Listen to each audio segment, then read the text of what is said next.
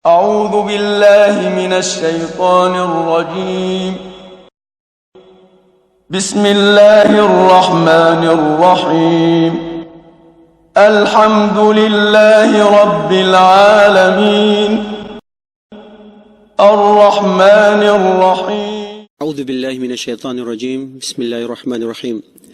الحمد لله الذي قال في محكم تنزيله وما أمروا إلا ليعبدوا الله مخلصين له الدين والصلاة والسلام على أتمان الأكملان نبينا وحبيبنا محمد وعلى آله وأصحابه أما بعد. Assalamu alaikum warahmatullahi ta'ala wabarakatuh. Mga ginigilyo naming kapatid sa pananampalatayang Islam, samahan muli po ako sa maikling pagbabahagi sa inyo patungkol sa ang ikhlas. Ano nga ba itong ikhlas? Ano ang kaugnayan ng ikhlas sa ating pagsamba sa Allah, sa ating buhay dito sa mundo? Una mga kapatid sa pananampalataya, ang ikhlas na ito na kung tawagin siya ang sinasabi nating pagkadalisay ng puso o ang sinasabi nating sinseridad ng puso, walang ibang nakakabatid, walang ibang nakakalaman dito maliban lamang sa ang Allah subhanahu wa ta'ala. Ni pati ang mga anghel ng Allah, hindi po nila batid, hindi nila alam kung sino sa mga alipin ng Allah ang tunay na dalisay ang kanilang mga puso. Dahil al-mahal, al-ikhlas huwa al-qalb, wala ya'lamuhu al-ghaib illa Allah. Dahil po ang lugar, kadalisayan ng tao ay ang puso. So walang pwedeng nakakaalam sa puso ng tao maliban ng Allah subhanahu wa ta'ala. Sa ngayon mga kapatid, minsan, lalong-lalo na sa social media ngayon, na nagsisikalatan ang lahat na bawat Muslim, minsan nagsishare, nagbabahagi ng mga hadith ng propeta, minsan naman ay may nagbabahagi pantungkol sa mga sinasabi nating mga mabubuti nilang gawain, mga kanilang mga na-accomplishment, na kanilang mga nakamit sa buhay, o nagpapabahagi din patungkol sa mga ayat ng Allah subhanahu wa ta'ala. Mga kapatid, lubusan po natin, fastabiqu bil khairat, sabit po ng Allah subhanahu wa ta'ala, makipag-unahan kayo, makipagpaligsahan kayo sa paggawa ng mabuti. Ito po ay uri ng paggawa ng mabuti. So minsan may mga tao na nagko-comment o nagsasabi na hindi rin po ba kami pwede mag-share, mamahagi pantungkol sa Islam. Sinong naghahadlang sa kanila na hindi sila pwede? Ang sinabi ng propeta sallallahu alaihi wasallam, "Ballighu anni walau aya." Ipabatid ninyo, sabihin ninyo, ipahayag ang masking isang kataga mula sa akin. So lahat ng mga Muslim pinag-uutusan o inaanyayahan ng mahal nating propeta sallallahu alaihi wasallam na magpahahagi. Pero mayroon din po itong kondisyon. Itong pagbabahagi natin, kailangan po ito ay naaayon, katanggap-tanggap, at hindi panliligaw sa mga tao. Kailangan po, bago tayo mamahagi ng mga sinasabi nating mga Islamic sharings natin, kailangan po batid natin, alam natin na ito ay tama, ayon sa usapin ng mga pantas, ayon sa ito ay hadith ng mahal nating propeta alayhi salatu wasalam, at lalo na po ang mga Quran ng mga ayat ng Allah. So lahat po tayo ay inaatasan ng mahal nating propeta sallallahu alaihi wasallam na gumawa ng mabuti. So wag po natin pansinin ang mga tao na sila ay nagsasabi na ba't nyo yung ginagawa na hindi naman kayo nararapat dapat na gumawa ng mga ganitong mga bagay dahil ang may alam lang ang pwede. Lahat po tayo pwedeng gumawa, basta ang kondisyon lang po mga kapatid ay mag-iingat tayo, maglabas o mamahagi ng anumang pwede nating ibahagi na ito po ay tama, ito po ay naaayon sa hadith ng propeta alayhi salatu wasalam, at hindi panlilin lang, hindi panliligaw sa mga tao na para sila ay iligaw sa tamang landas. So mga kapatid, bakit po natin napili itong usapin ngayon ang tungkol sa ikhlas? Dahil ang ikhlas mga kapatiran sa pananampalataya, ito po ay sinasabi na kondisyon sa ating pagsamba sa Allah. Una po, alamin natin na ang ating layunin kung bakit tayo nilikha ng Allah subhanahu wa ta'ala dito sa sanlibutan na ito, dahil po para siya ay sambahin. Dahil sa pagsamba natin sa Allah subhanahu wa ta'ala na ayon sa sinabi niya sa Quran, Ba'da a'udhu billahi minasyaitanir rajim, wa ma khalaqtul jinna wal insa illa liya'budun. Hindi ko nilikha ang mga jin at ang mga tao maliban sa ako'y kanilang sambahin. So ang pagsamba sa Allah mga kapatiran ay kailangan ito ay alinsunod sa utos ng mahal nating propeta alayhi salatu wasalam. Mayuqalul ulama, kailangan ang pagsamba sa Allah subhanahu wa ta'ala ay ito ay naaayon sa kung ano ang pag-iwan, pagturo ng mahal nating propeta Muhammad alayhi salatu wasalam. So itong ikhlas mga kapatid, isa ito sa kondisyon. Sa sinasabi nating kondisyon para tanggapin ng Allah subhanahu wa ta'ala ang ating mga magagandang gawain na ito'y naalay natin sa Kanya. At ang pangalawang kondisyon mga kapatid ay ang sinasabi nating mutaba ali Rasulillahi alayhi salatu wasalam, na ito naman po ang sinasabi natin na pagsunod sa sunnah, sa salita, sa katuruan, sa mga bagay na pinahintulot ng mahal nating propeta sallallahu alaihi wasallam, sa kanyang salita, sa kanyang mga katangian, na ito ay dapat naaayon. Dahil ang hadith ng mahal nating propeta alayhi salatu wasalam ay nagsabi, man ahdatha fi amrina hada falaysa minna fahuwa rad. Nang ibig sabihin doon mga kabatiran ay ang sinumang dumating sa araw ng paghukom, gumawa ng mga bagay na hindi ito alinsunod sa aming turo, ito ay hindi katanggap-tanggap sa Allah subhanahu wa ta'ala. So mga kapatid, bago natin itong lalong ipaliwanag ang sinasabi natin patungkol sa ikhlas o kadalisayan ng puso, ano nga po ba ang pagpapaliwanag ng mga pantas patungkol dito sa sinasabi nating ikhlas? Sinabi ni Fudail, qala al-Fudail, al-amalu li ajlin nas huwa riya, wa tarkul amal li ajlin nas huwa syirk, wal ikhlasu anun yu'affiyaka Allahu bainahuma. Nang ibig sabihin po doon mga kapatid ay ang paggawa ng gawain na ito ay para sa tao, parinig sa tao at hindi para sa Allah, ito po ay sinasabi nating riya, na pakitang tao, na sinabi ng propeta alayhi salatu wasalam, akhafu alaykum min ummati ala wa hiya riya, wa fassaru bidhalika annahu syirkul asghar. Ang pinakatatakutan ko sa aking mga ummah ay ang sinasabing riya, ang paggawa ng mga gawain na ito ay hindi para sa Allah, parinig at pakita sa mga tao. Yun ay kinatatakutan ng propeta alayhi salatu wasalam dahil isang uri po yun na maliit na pagtatambal sa Allah na hindi naman ito labas sa Islam. Ngunit ito ay peligro mga kapatiran. So dahil sa hadith na ito ng mahal nating propeta alayhi salatu wasalam, sinabi niya dito na ang lahat ng ating mga gawain, kailangan ito ay alinsunod, na ito ay sa kanyang katuruan. Kaya sinabi dito ni Fudail na ang sino naman ang umiwas o hindi niya gawin ang isang bagay na ito ay naaayon sa Islam, mabuting gawain, pero hindi niya ginawa dahil sa mga tao. Dahil ayaw niya na ang mga tao ay sabihan siya na gumagawa ng mabuti o parinig sa mga tao, ito rin ay pagtatambal sa Allah. Ya Allah, mga kapatid, ibig sabihin, ang tao na hindi gagawa ng mabuti dahil ayaw niya na ang mga tao ay purihin siya o para iparinig sa tao, ito ay para kang nagtambal sa Allah. Bakit po mga kapatid, ganun ang pagpapaliwanag ni Fudail? Dahil kung ating pong uunawaan, dito sa sanlibutan na ito ay tayo ay nilikha ng Allah para sambahin siya. So ang sinasabing samba o ang ibada, kamakala Sheikhul Islam bin Taymiyyah, al-ibadatu hiya kullu al-ibadatu ismun jami' likulli ma yuhibbullahu wa yardahu min qawlin wa amal zahiran wa batina.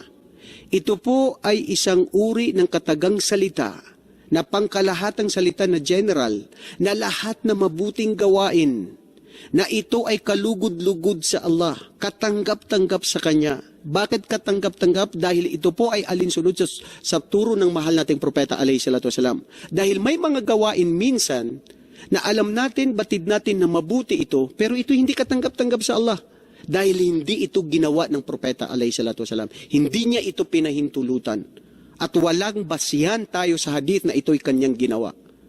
So alam natin na mabuti, pero ito ay hindi katanggap-tanggap sa Allah. So pag yun ay ginawa ng isang tao, o umiwas siya doon sa bagay na ito ay kalugod-lugod sa Allah, dahil sa pag-iwas niya sa ang mga tao ay pupurihin siya, o sa pagsasabihan siya na marinig nila, ito ay uri ng pagtatambal. Ngayon po, nasaan ang ikhlas? Nasaan ang kadalisayan ng puso? Ayon sa mga pantas, sinabi nila, ang kadalisayan ng puso dito, mga kapatid, ay ang matanggal ka dito sa dalawa. Hindi ka doon sa una at hindi ka rin doon sa pangalawa. Ang ibig sabihin, gumawa tayo ng mabuti, anuman ang sabihin ng mga tao, hindi yon ang ating layunin kung ano ang sasabihin nila. Because we cannot please anybody. We are only doing certain good deeds for the sake of Allah subhanahu wa ta'ala. And that is the purpose of our creation in this world. So, ibig sabihin mga kapatid, dahil dito, lahat ng mga gawain natin, dapat po ito ay alinsunod sa kautusan ng mahal nating propeta alayhi salatu wasalam. Dapat rin po ito ay inaalay natin sa Allah. Hindi parinig sa mga tao, hindi pakita sa mga tao. Dahil po, mga kapatid, bilang babala sa ating lahat, ako man, kayo na nakikinig, sino man sa ating mga kapatiran, walang nakakabatid na kakaalam sa pagkadalisay ng puso maliban ng Allah subhanahu wa ta'ala. At ang syaitan ay hindi tumitigil na tayo ay para siraan sa ating paggawa ng mabuti. Na minsay maski gumawa tayo ng mabuti, nandyan pa rin siya para ibahin ang ating layunin, ang ating niya.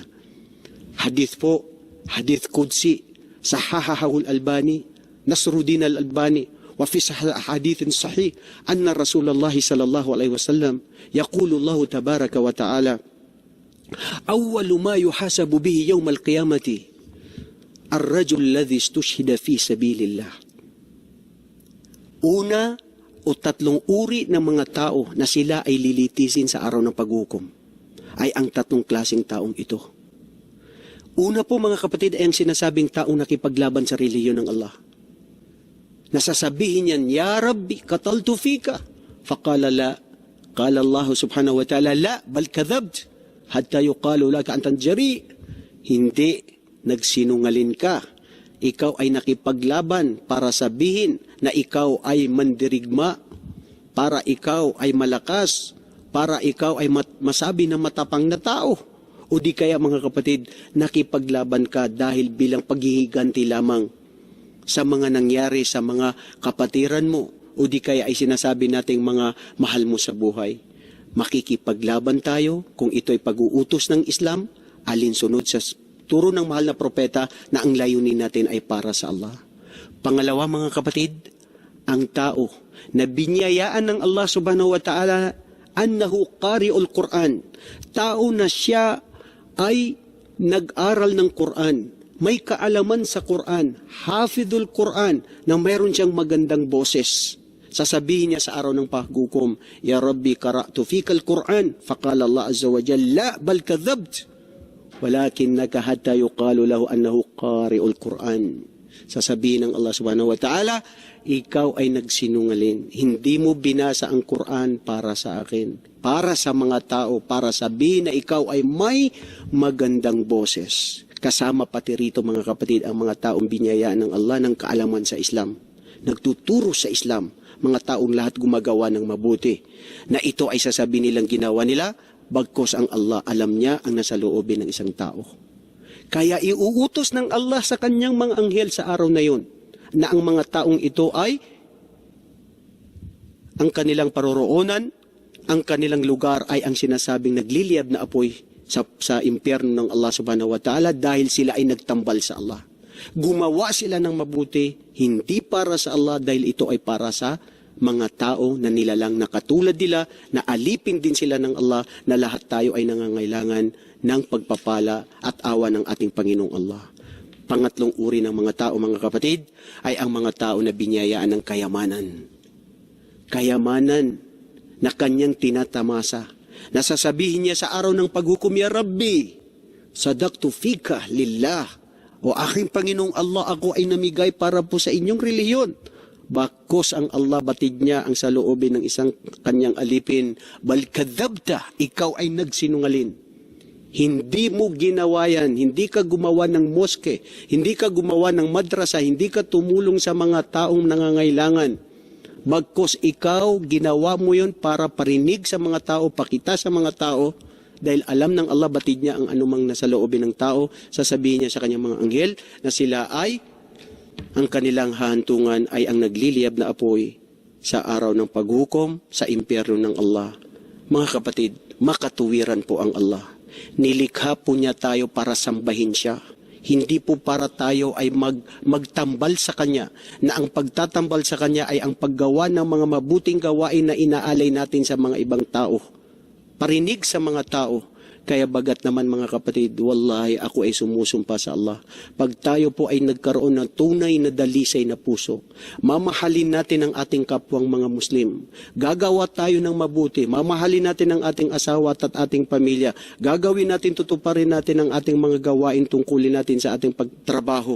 Kung ito ay lahat gagawin natin para sa Allah, ito po ay katanggap-tanggap sa Kanya na ito ang tatanggapin ng Allah. Dahil po ang sinasabi natin na ibada, doon sa sinabi natin ay lahat ng uri ng mga mabuting gawain na kalugod-lugod sa Allah. Maging itong gawain na ito ay pagsagawa ng dila, masapuso o mapasakilos.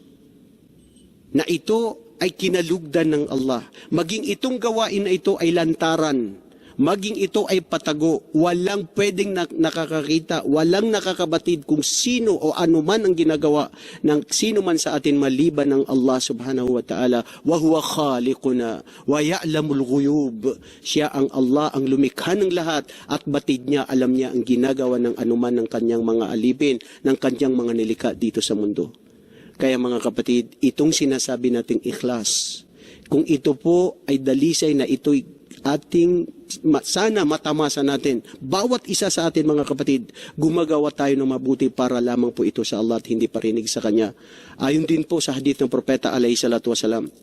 Hadith matatagpuan po natin sa Bukhari at Muslim, na sinabi ng Propeta sallallahu alaihi wasallam, man ahabba lillah wa man abghada lillah faqad istakmala dina.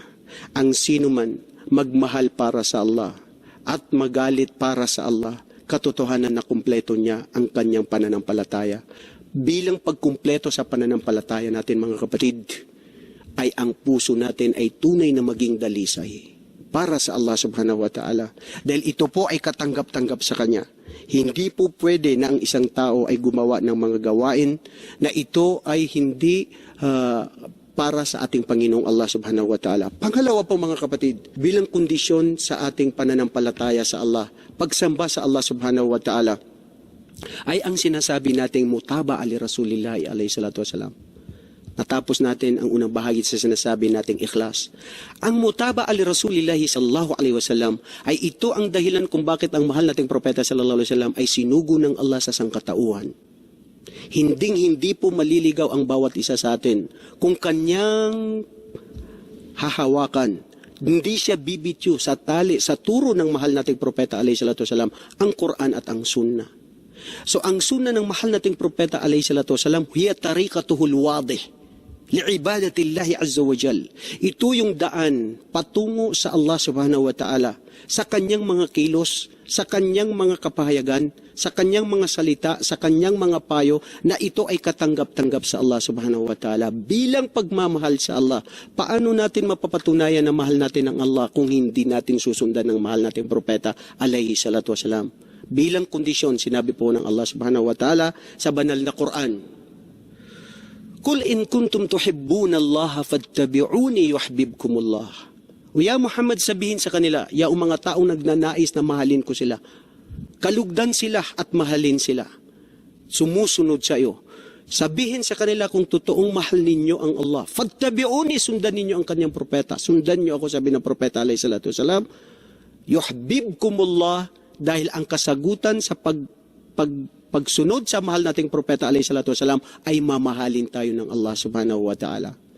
Sinabi ng mahal nating propeta Muhammad alayhi salatu wasalam, man ahdatha fi amrina hada falaysa minna fawarad. Ang sino mang dumating sa mga bagay na hindi namin ginawa at ito'y ginawa niya sa araw ng paghukom, kasama siya sa mga taong mga talunan at hindi katanggap-tanggap. Mga kapatid, Batid natin lahat, may mga tao ngayon na gumagawa ng mga kabutihan ayon sa kanilang mga kaalaman, ayon sa kanilang pagnanasa sa kanilang sarili na ito'y mabuti at kalugod-lugod sa Allah. Ang tanong po, ito po ba ay pinahintulutan at ginawa ng mahal nating propeta alayhi salatu wasalam? Bakit po natin susobrahan ang mga bagay na hindi ginawa ng propeta alayhi salatu wasalam? Gusto po ba nating patunayan na mas magaling tayo, mas kalulugdan at mamahalin tayo ng Allah sa paggawa natin ng mabuti kaysa sa Kanya? Hindi po yun. Sabi ng propeta sallallahu alaihi wasallam, ang sino man dumating sa araw ng paghukom na gumawa ng hindi alinsunod sa aming mga turo, ito ay hindi katanggap-tanggap sa Kanya. So mga kapatid sa pananampalataya sa Islam, sa mga punto pong ito mga kapatid, ang layunin natin dito sa mundo ay para po tanggapin ng Allah ang ating mga gawain. Inaalay po natin ang mga mabubuti nating gawain para po sa Allah subhanahu wa ta'ala. Alinsunod sa turo ng mahal nating propeta alayhi salatu wasalam. Wallahi mga kapatid, walang nakakaalam sa sino mang nasa loobin ng puso ng bawat isa sa atin, maliban lamang ang Allah subhanahu wa ta'ala. Alam niya kung ano ang nasa puso ng kanyang alipin. Hayahan po natin, wag natin sabihin sa mga tao na wag natin gawin ito dahil sasabihin ng mga tao, ito ako, ganyan-ganyan. Hindi po. May mga tao rin po minsan, sa ngayon, binyayaan ng Allah ng kayamanan, binyayaan ng kaalaman, binyayaan ng mga bagay na tinatamasa niya, pero minsan hindi niya ginagawa, hindi niya ibinabahagi, kinikimkim, o di kaya tinatago, dahil daw, ayaw niya nasabihin ng mga tao na purihin siya. Pero hindi po natin alam, yun po ay isang uri ng pagtatambal sa Allah subhanahu wa ta'ala dahil napigilan mo ang bagay na paggawa ng mabuti dahil para sa tao. Si Imam Shafi'i po, binyayaan ng Allah ng talino, binyayaan ng Allah ng kayamanan. Pag siya po ay mayroon siyang mga bagay na kung anong ibinigay ng Allah sa kanya, pinapakita niya sa mga tao. Bakit hindi natin ipakita ang mga bagay na ibinigay sa atin ng Allah? Kung sinong may mga kaalaman, alam po natin, lahat tayo binigyan ang bawat isa sa atin ng kakayahan at talino na dapat natin pagyamanin, na dapat natin itong gampanan at sundin para sa Allah subhanahu wa ta'ala at hindi para sa mga tao. Dahil ang hadith ng propeta sallallahu alaihi wasallam ay nagsabi din, fima ma'na al-hadith, inna Allah yuhibbul abda ay yudhira ni'amahu. O kama kala alayhi salatu wasalam. Mahal ng Allah, kalulugdan ng ating Panginoong Allah subhanahu wa ta'ala ang sino man sa kanyang mga alipin na ipinapakita niya ang anumang mga biyaya na ipinigay ng Allah subhanahu wa ta'ala sa kanya. Subhanallah. Yan po mga kapatid ang patungkol sa sinasabi nating ikhlas. Yan po ang sinasabi natin patungkol sa sinasabi nating mutaba ali Rasulillahi alayhi salatu wasalam. Sana po sa mga maikling pagpapahayag nating pagbabahagi ngayon, napulutan po natin ito ng aral, gabayan po tayo ng Allah, na wala po tayong mga pagdududa sa ating mga puso, tanggapin po ang lahat nating mabubuting gawain, biyayaan tayo ng tunay na kaalaman at pagkatakot sa Kanya, sa pamamagitan ng pagsagawa natin na magiging ikhlas ang ating puso. Dahil mga kapatid, ang puso po, kama yuqalul Arab, huwa al-qalb, yuqallib. Ano po ang ibig sabihin ng yuqallib? Ang puso po ay ibig sabihin na babago. So dahil ito ay nababago, inihiling natin na laging permanente na ito ay kalugod-lugod sa Allah subhanahu wa ta'ala.